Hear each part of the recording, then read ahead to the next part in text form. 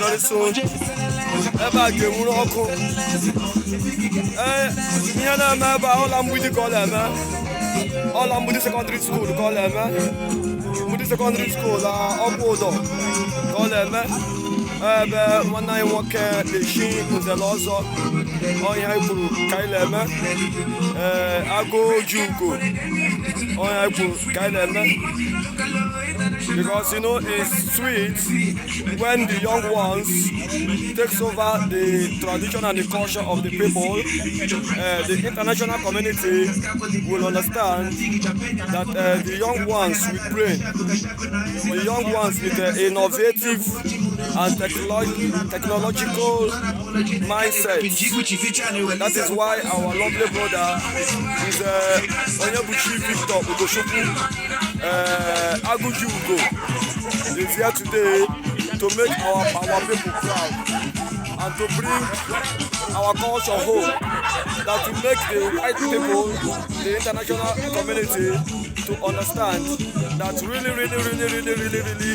our culture is unique and our culture is different from others. We have a very rich culture, a very rich tradition that even the white man will want to emulate us.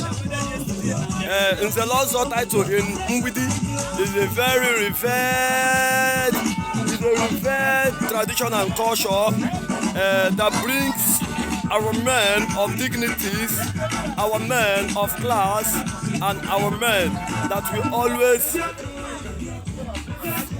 stand for truth, for justice, for equity, and for fairness.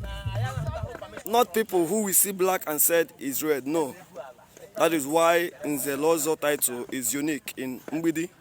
In Mgbidi, Onyenze does not tell lie. Onyenze does not commit abomination. Onyenze respects the culture and the tradition of the people. Onyenze is someone who will tell you that this is yellow, and when you look at it properly, you will understand that it's yellow, and not someone who will see red and say, no, this is black. No, that is not what we know Onyenze for in Mgbidi.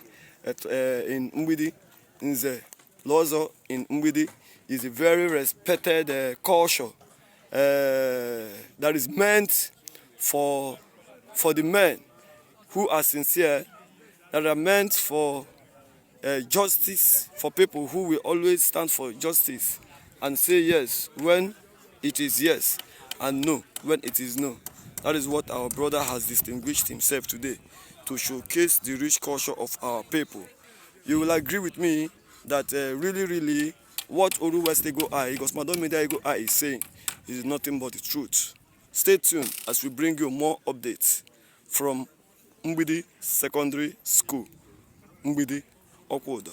You are with your brother Gosmadon Media Ego I, Oru West Ego I, bringing it here live, the 4th of January 2025.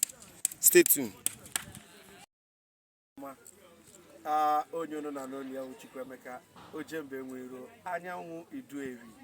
Anụ m n'ala Mgbidi ebe mụ na ezigbote onye nze nwa okorobịa nke na-eme ihe na-arụtụ aka na ihe ahụ eji mara Igbo. Nze agụji egbe. Sorry, let's run it again. I wouldn't want to agụji. Ọhaneze ndị Igbo ndị ọma, ọhaneze ndị m na-agara ozi, ọhaneze si na kwuru na anyị akwụrụ na anyị gbawa anyị agbawa. Anọ m n'ala Mgbidi taa ebe mụ na agụji ugo, nze shiri ike, nze nwa okorobịa, nze na-eme ihe na-arụtụ aka ebe ahụ Igbo chọrọ arụtụ aka. Onye nke m udo gachi ịma ụta isi nọrọ. Kedu ihe anyị nọ ebe a taa biko?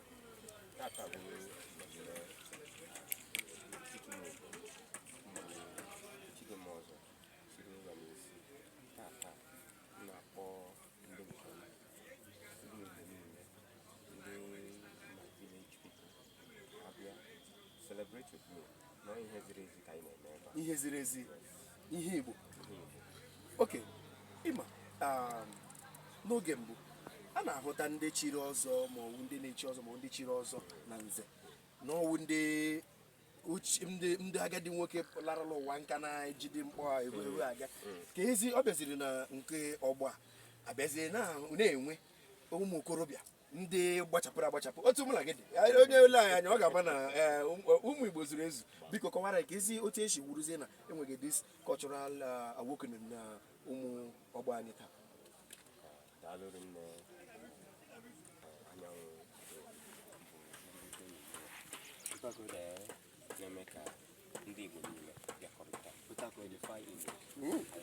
Thank you very much for what you are doing. Yes,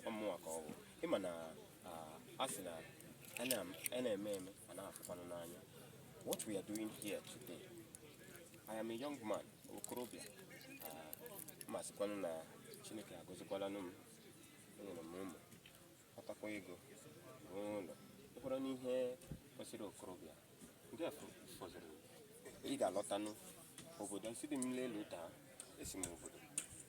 Obodo Mgbidi na Umuekwe nwa ụmụ mmara m.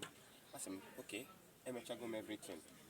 Say okay, now ejeme nke bụ ntọala mbụ ichi ọzọ. So bụ nke the most important for me because this is my roots. It is not a small thing, right? Asị na onye nze celebrate our culture and tradition. Ndị mba anyị na-akpọ ya technology bụ nka na ụzụ mbụ n'ihe nleme. That is what I do. But in our own culture, in our before the colonial masters came. So we are big people. And actually hamara omenala anyị the marakwan no odemma. So that as Okorobịa ịkpata ego, you come back home.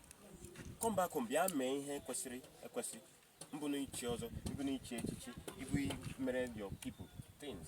So ka hamara na itazura adazu. Oh, agụji ugo nke mbụ n'ala Mgbidi. Biko kọwagodiri ụmụ Igbo na ndị ụwa niile na-ege anyị ntị taa otu ndị Mgbidi si ahụta ọdịnala na omenala Igbo nke mere iji na-echi ọzọ taa. Maka na agarịkwala m hụ ndị nze hụ ndị ọzọ ibe gị ebe ha nụkwa na ọ na-atọ ha ụtọ. Biko kọwagodiri ụmụ Igbo otu ndị Mgbidi si were ụdịrị ọdịnala. Mana Mgbidi ndị be anyị na-asị Mgbidi buru n'isi a border town between Anambra and Imo. A beautiful town, right? And the sweet thing about Mgbidi Buna, our people are aware of the cultural reawakening that is happening in the whole of Alibo. I call it Igbo Renaissance. It's happening. And our people have made it easier for anybody, our son, Umuekwe, Umuekwe, if you are far and wide, as long as you are interested, each or Masrigo na Kevia Menhe or Dinala, Mgbidi will support you. We are very, very, very strong and rich in cultural tradition. You understand? So each also will a very big thing in Mgbidi, and we Ndinze, you know, they are old. We have the young. In fact, I am among the youngest Ndinze that we have now. But notwithstanding, we have a very young Nze, Busukwanu from my village. Yes. You understand? Sekwanu na Mgbidi. That is to tell you that we are embracing the youths. My people, my village, Mgbidi, my town, Mgbidi, we are embracing cultural renaissance that is happening in Alibo. And you know, when this renaissance is kicking off, you understand? Push it to the whole world, and that is what we are doing here. Oh, Igbo ndị ọma, ihe awụ ihe a na-ewetara unu na aka ndị Igbo Cultural and Social Enlightenment for Unity Foundation. Anyị na-akwado ihe ọbụla wụ omenala na ọdịnala Igbo iji were ya na-eme nkuzi, iji ya na-ewere na-achịkọta Igbo ọnụ na ihe nke anyị na-akpọ Unify Igbos Now. Ndị Mgbidi wu ndị oru. Akwa ya? Yes. Ndị Mgbidi wu ndị oru, oru group. Oru group bọdara na Mgbidi na Oru West, Oru East na ebe ndị ọzọ. Ndị Mgbidi wu ezigbote ndị Igbo. A na-ajụ ya ajụ, a na-akọ ya akọ, a nakwa anụ ewepụ ya ewepụ. Agụji Ugo, one na Mgbidi. Ala Igbo na-ekele gị. Ala Igbo si gị jide nke iji. Ala Igbo si gị nke ahụ ị na-eme dị mma na gị mere ya gawa. Anyị werekwa ozi a na-ezigwe ụmụ Igbo. Biko, kedu ihe na-agwa ụmụ ntorobịa na-etolite maka ihe gbasara ọzọ na nze? Onye okorobịa of Igbo extraction. Most important, chetakwa where you are from. Remember home. Remember home, it is key. We migrate, we go a lot of places, develop places. But as you are developing other regions, remember home. This is part of developing my own homeland. I am bringing things new. Come back home. Those your new ideas. Chineke jiri gozie gị wereta ya ụlọ ka ndị ụlọ marakwanụ na ha nwụrụ mmadụ. Yes, that is the key message I am sending to my Igbo brothers, especially the men.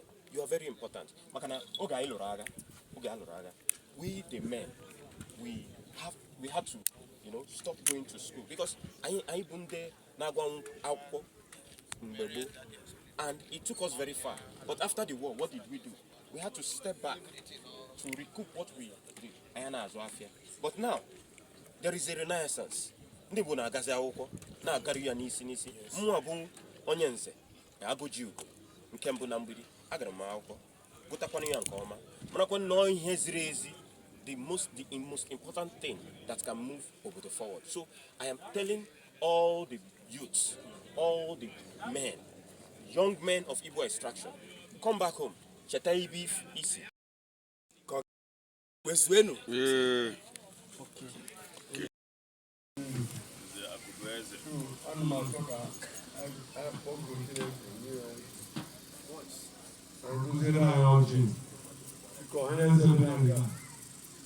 Oh, tu peux, elle gros. Oh, il fait gagner le conga. Comment on est au même, à Ugochukwu.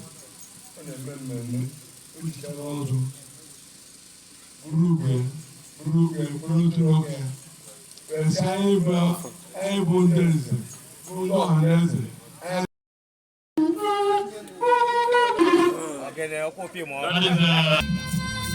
Our brother has distinguished himself to show to the world the uniqueness of our culture and tradition. Kebo ndela ahụji, that means anyị ga-erijita anọ our culture and tradition. Gedugbe Ugochukwu.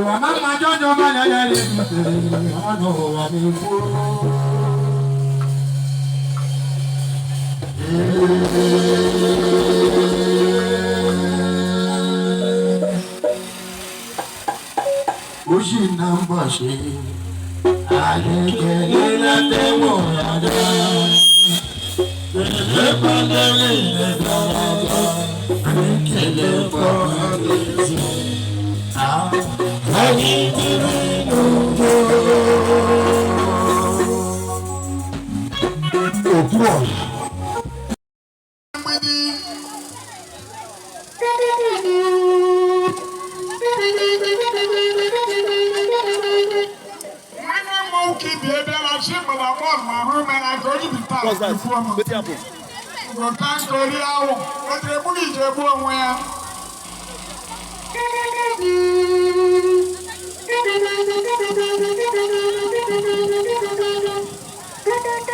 All right, now I need to declare and I put my Hana Lolia.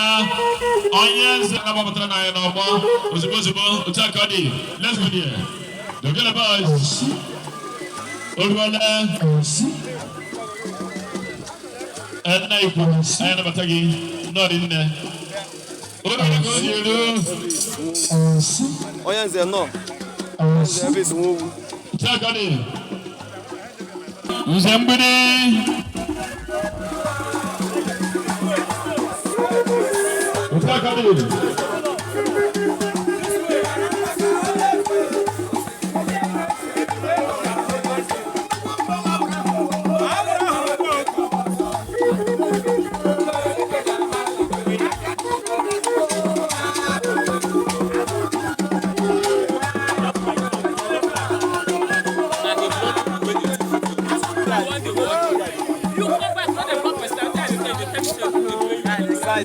So that the camera, everybody is using.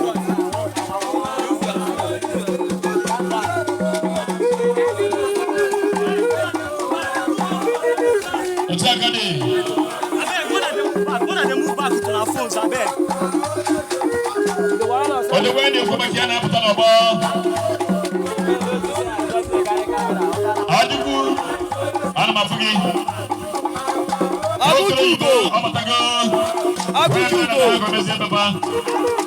Agujugo. Lambode. Omenala Kaleme. Our rich culture and tradition. Projecting and displaying to the world what Mgbidi is known with. The Lord of Mgbidi has gone to the level of massive awakening that has caused young guys, youth.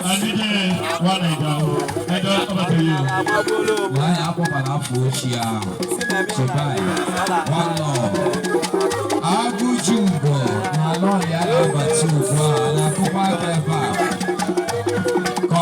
confirm.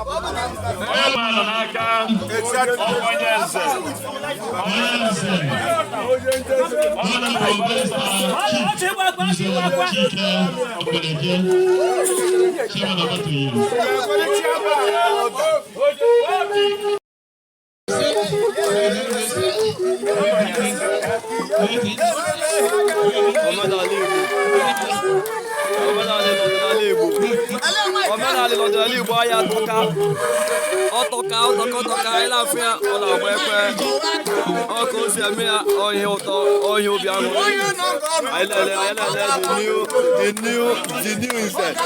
Go to that way with Indians also Ibia.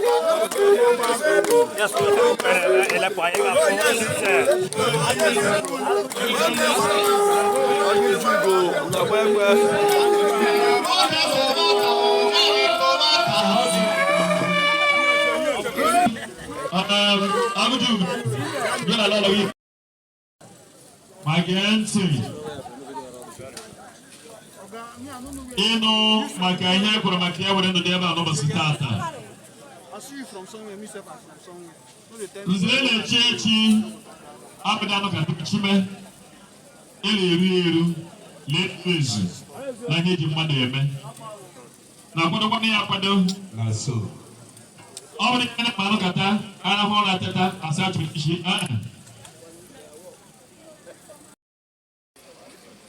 Before I now open where I have in the proper sense. I am a bala, we are buying a bit of Latana, them at Ugochukwu. I don't like Susan and Diana. Opening more, he need them microphone. I will not do answer. Because it's taking me to the wrong. Nanku or Hamsi. I will quit listening.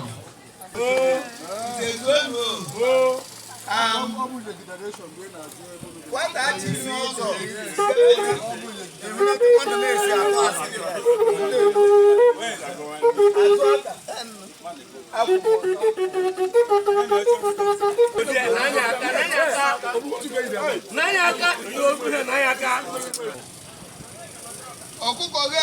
works and infrastructural development.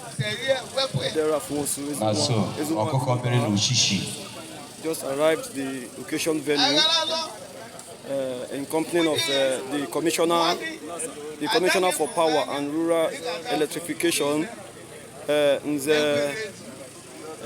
Ugochukwu. They just arrived the venue of the Shi is also Onyebuchi Mike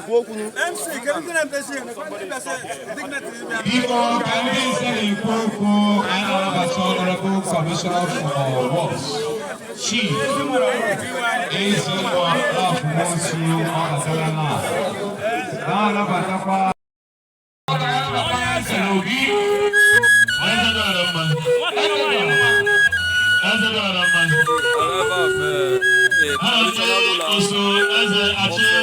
one Mgbidi autonomous community.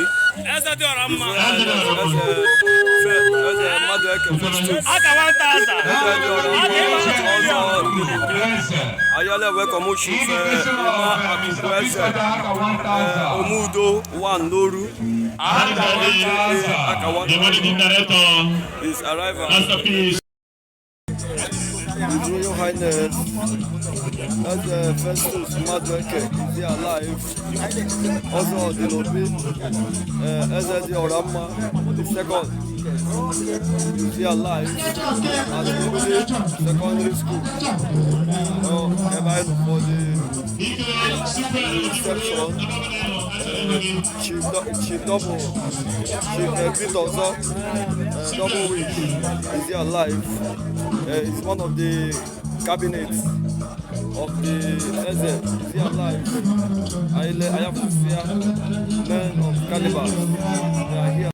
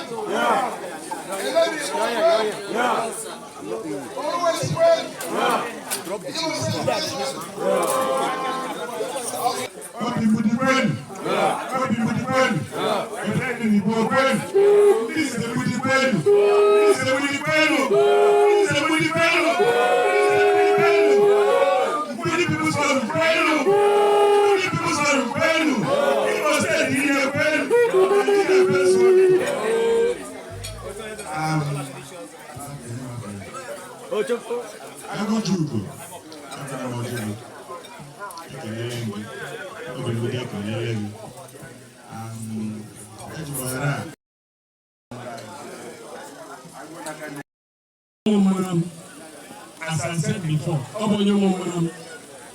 na Umuekwe na Mgbidi autonomous community. I na-asị ndị niile ebere ebe a taa gbaa aka ebe na ochie n'ọzọ ndị nze ebere ebe a taa dị aka nka kakarịa ka ha bụ n'obi. Ndị Ugochukwu bụ ọzọ ga-enweta ka a ga-eche eche ọzọ n'ime afọ 2025 dịka ndị bụ ọzọ n'obi. Ndị chọrọ ime ihe ọma dị iche iche ka a ga-eji kpọkọta ndị mgbidi niile Chineke ga-egosi ha ụdị pụrụ iche. Otu a ka anyị kwuru, otu a ka ọ ga-adị. Ọ dịghị otu ahụ, anyị na ohere ya adị o.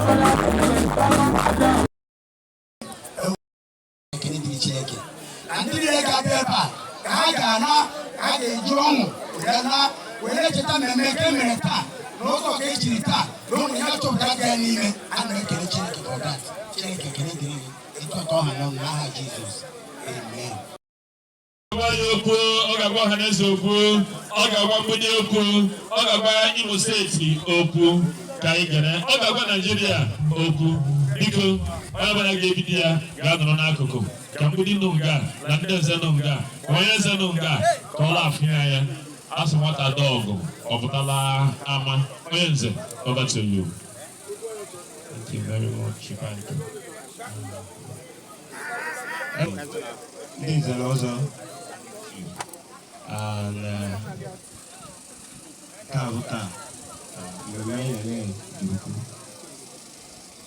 but I will crave your indulgence. I'm behind the level of the Igbo. And actually,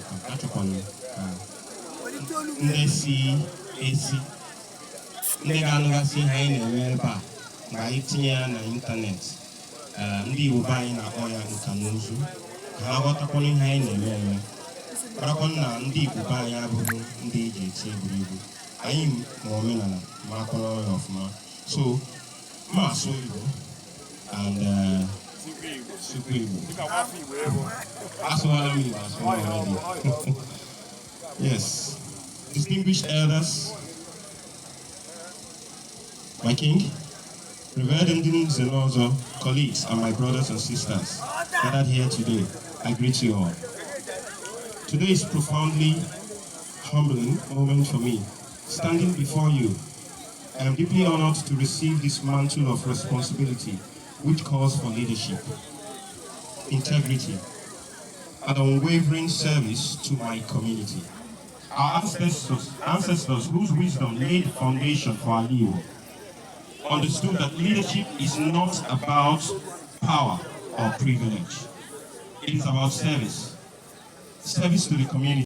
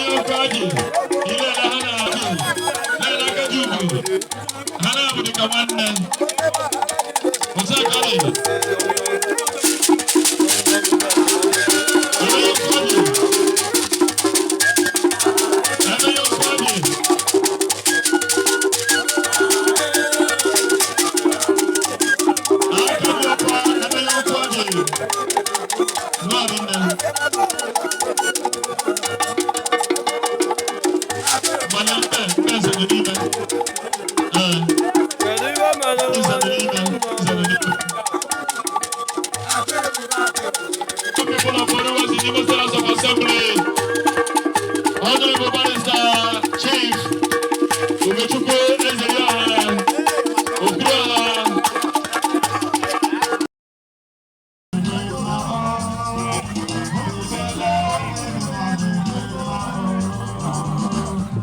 the typical Ngelozo celebration.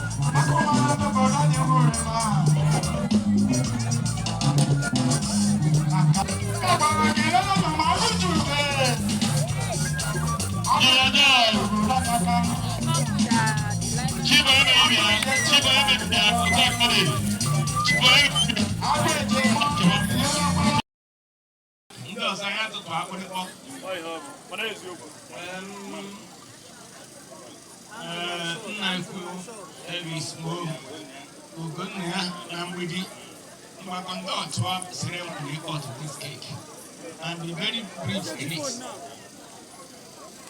Andy, are you ready? What's the cake?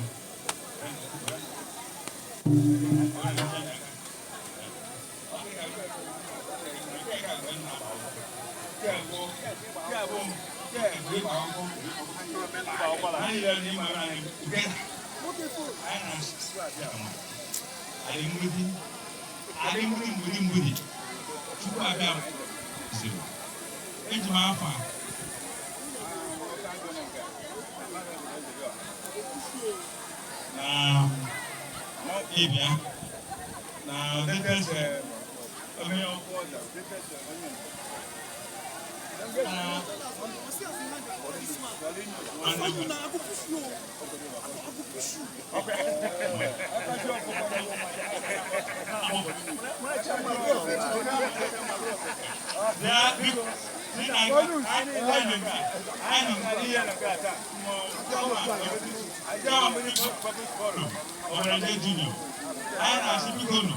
if you do something, the constituency person they have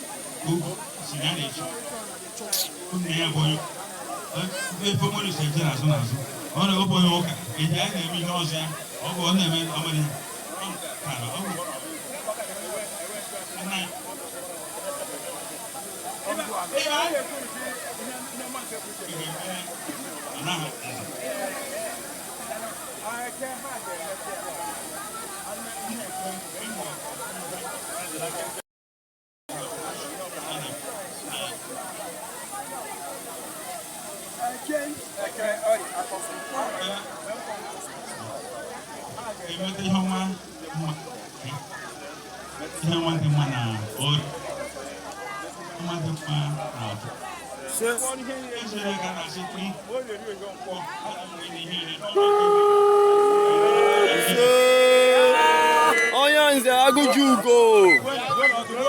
Onyanze Agujugo. Onyanze Agujugo.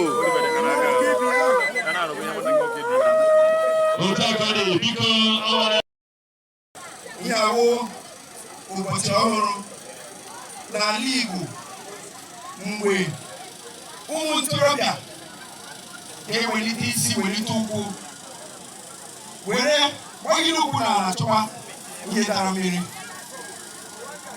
were ehihie chọọ ewu ojii tupu anyasị eruo mgbe ụmụ Igbo ndị ntorobịa ga-aghọta were mata na ọ dị ha n'aka taa awụrụgo m onye bilitere njem ọhụrụ nke akpọrọ Unify Igbos Now nke anyị na-agagharị na mpaghara Igbo niile were social media as our only strength. Were na-aga n'ime Igbo, ụfọdụ ndị amaghị na Igbo abụghị na Anambra, Igbo abụghị n'Imo, Igbo abụghị n'Abịa, oge eji abụ na Enugu, Ebonyi. Na enwere n'Igbo.